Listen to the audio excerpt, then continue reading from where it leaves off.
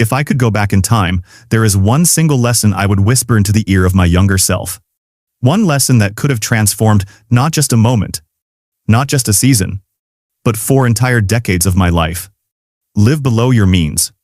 That might sound too simple. You might think, come on, everyone says that. Every financial teacher, every book, every seminar repeats it. And you would be right. I even had parents who modeled it for me every single day. They lived with discipline. They lived with caution. But me, I thought I was smarter. I could outspend reality and somehow win. I can still remember one night when the lights went out in our house. Not because of a storm, not because of a blown fuse. The lights went out because we could not pay the bill. I sat there in the dark, ashamed, humiliated, wondering how I had let my young family come to this. That night is burned into my memory. When I was in my 20s, I had a good job.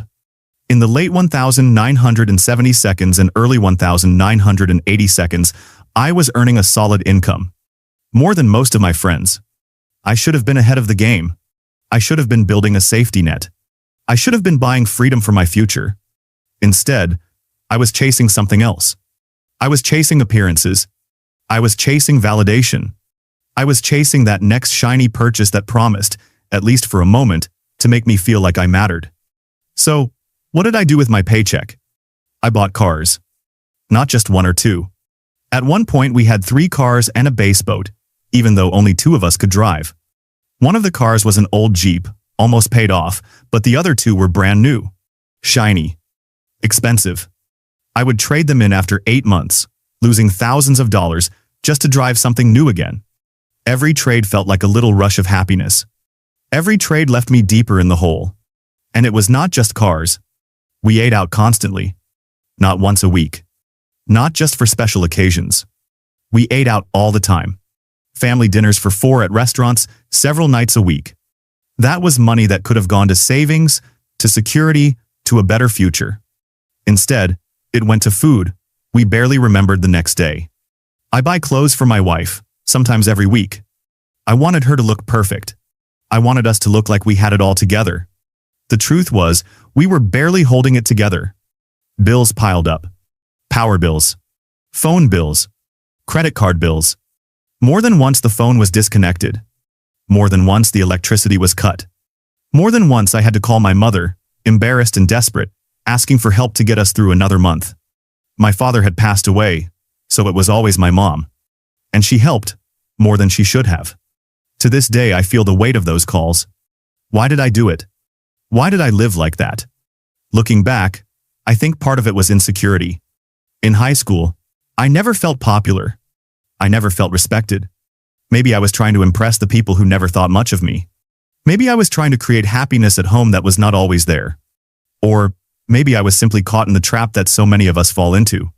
The trap that says one more purchase, one more thing, one more swipe of the card will finally make you happy. That is the lie. That is the poison. The truth is, happiness never came.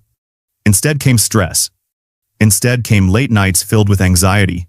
Instead came the shame of knowing I was failing at the most basic responsibility of all, taking care of my family's financial future. And here is what hurt the most. It was not just about money. Money itself was never my highest value. What I lost was freedom. What I lost was peace. I traded the chance to breathe easily for the fleeting thrill of a new car smell. I traded security for the illusion of status. If I could sit across the table from my 20-year-old self, I would grab him by the shoulders and say, "Stop. Stop pretending you can outspend your problems. Stop believing you can buy self-respect. You cannot.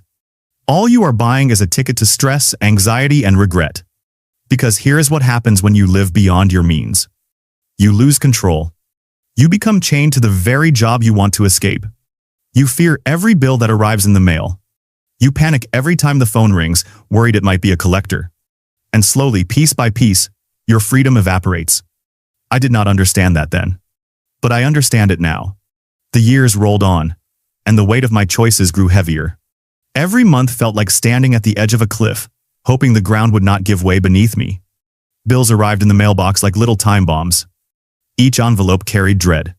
The electric bill, the phone bill, the mortgage. And stacked on top of all of them, The credit card statements. Numbers printed in red, interest piling up, balances that seemed impossible to shrink. I remember the sound of silence in our home when the power was cut. The quiet was not peaceful. It was heavy. It was shame. I sat there with my wife and kids in the dark, wondering how we would get through the week. That silence was louder than any argument we had ever had. And the worst part was the constant dependence. Having to call my mom, again and again. I can still hear her voice when she picked up the phone. I would start with small talk, pretending everything was fine. But she always knew. She could hear it in my tone. And eventually, I would break down and ask for help. She always helped. But it broke something inside of me every time. A grown man, with a family of his own, unable to provide the basics without leaning on his mother. That is the cost of living beyond your means. It steals not just your money. It steals your dignity. It steals your ability to stand tall in your own home. I told myself I would catch up. That next raise would save me. That next promotion would finally balance the scales. But every time the paycheck grew, so did my spending. This is what people now call lifestyle creep. You make more, so you spend more. You convince yourself you deserve it. You earned it. And before you know it, you are right back where you started. Broke. Stressed. Exhausted. The truth is, I was addicted. Addicted to the idea that happiness was one purchase away. It felt the same as a gambler who thinks the next throw of the dice will change everything. Or the lottery player who believes the winning ticket is just around the corner. For me, it was a car. Or a boat. Or a new suit. Or even a new set of dishes for the kitchen. Always one more thing. Always just out of reach. But peace never came. What came instead was anxiety. The tightness in my chest when the mail arrived. The fear in my gut when the phone rang. The constant calculation in my head, trying to figure out which bill could wait another week, which debt collector could be ignored for just a little longer. I cannot describe the weight of that kind of stress. It presses down on you. It steals your sleep. It eats away at your relationships. It turns every simple decision into a battle. And the cruelest part was the loss of freedom. Freedom to breathe. Freedom to take a break between jobs. Freedom to walk away from a toxic situation at work. All of it was gone. I was chained to my debts. Every paycheck was already spoken for before it arrived. I was not living. I was surviving. There were moments when I could see the truth flashing in front of me. Moments when I knew I had taken the wrong path. Like when I watched my parents. They lived modestly. They saved carefully. At one point, they had enough tucked away to survive an entire year without income, and even to build a house from their savings. They never considered themselves rich, but they were free. They had choices. They had dignity. Meanwhile, I was drowning, even though I earned more than they ever had at my age. That contrast was painful. It was like standing in front of a mirror and seeing two different lives. One shaped by discipline, the other shaped by impulse. And I knew which side I was on. I was ashamed of it. But shame alone was not enough to change me. For years, I kept repeating the same mistakes. Trade one car for another. Run up another balance. Dine out when there was food in the fridge. Pretend everything was fine on the outside, while crumbling on the inside. Until one day, the weight became too much. I realized I was not just hurting myself. I was hurting my family. I was stealing their freedom as well as mine. I was forcing my kids to grow up in a house full of tension. I was forcing my wife to live with worry she never signed up for. And I was forcing my mom to keep rescuing a son who should have grown up long ago. That was the breaking point. That was the climax of my failure. Standing in my own kitchen, looking at a stack of bills on the counter, realizing that this cycle would never end until I chose to end it. It was not the money that crushed me. It was the lack of control. The lack of peace. The loss of dignity. That is the true cost of living beyond your means. When I finally admitted to myself that the cycle had to end, I felt both fear and relief. Fear, because I had no idea how to climb out of the hole I had dug. Relief, because at least I had stopped lying to myself. The first step was the simplest, and also the hardest. I had to face the numbers. I sat down at the kitchen table with a yellow notepad and wrote out every bill, every debt, every payment that left our account each month. It was ugly. It was overwhelming. But it was real. For the first time in years, I could see the truth on paper instead of hiding from it in my head. That moment changed everything. Because once you face the truth, you can finally fight it. I began to build a budget. Not a perfect one. Not some complicated spreadsheet. Just a simple plan. What came in and what went out. And when the numbers did not line up, I stopped pretending. I knew something had to give. The second step was learning the difference between wants and needs. It sounds so basic, but I had ignored it for decades. A need is the electric bill. A need is groceries for the week. A need is gas to get to work. A want is the shiny car. A want is the dinner out when food is already waiting at home. A want is the Starbucks run every morning just to feel special. For years, I had confused the two. And that confusion had stolen my freedom. As I grew older, I learned to say no. Not just to things I could not afford, but to things I did not truly need. And something surprising happened. I started to feel lighter. I started to feel stronger. Every time I said no to a want, I was saying yes to freedom. The third step was building a cushion. 3 months. 4 months. Enough savings to survive if the car broke down or the job disappeared. I never had that when I was young. I never imagined it was possible. But when I finally did it, I understood what peace of mind really feels like. It is not about the number in the bank account. It is about knowing you can breathe. Minimalism helped me too. Not in the trendy sense of empty white rooms and no possessions, but in the deeper sense of choosing enough. Enough clothes. Enough space. Enough stuff. I stopped chasing more. I started honoring enough. My parents had lived that way all along. They never called it minimalism. They just called it common sense. And if I had listened to them sooner, I could have spared myself decades of stress. But here is the good news. It is never too late to change.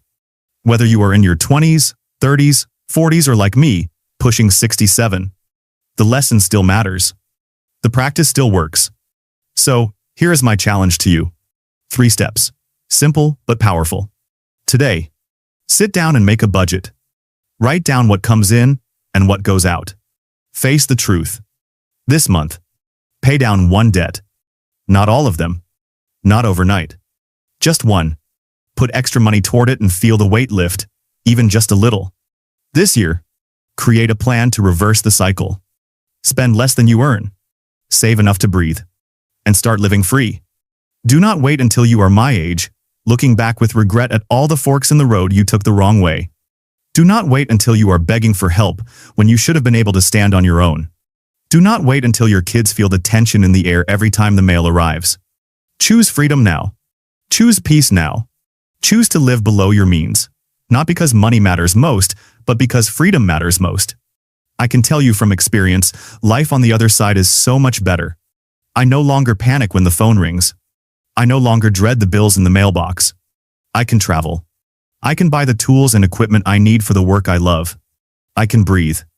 And that breathing, that peace, is worth more than every car, every dinner out, every shiny purchase I once chased. So do not feel sorry for me. Yes, I lost decades to poor choices. But I found my way back. I am living proof that change is possible, even late in life. And I am here, telling you this story, hoping you can avoid the mistakes I made. Hoping you can choose freedom now instead of later. Hoping you will not waste 4 decades learning a lesson that could fit into a single sentence. Live below your means. It is not about deprivation. It is not about saying no to joy. It is about saying yes to freedom. Yes to peace. Yes to a future you can be proud of. So thank you for listening to my story. Thank you for letting me share not just the pain of my past, but the hope of my present. And thank you for considering what this one lesson might do for your own life. Because if one simple shift could transform my world, I believe it can transform yours too.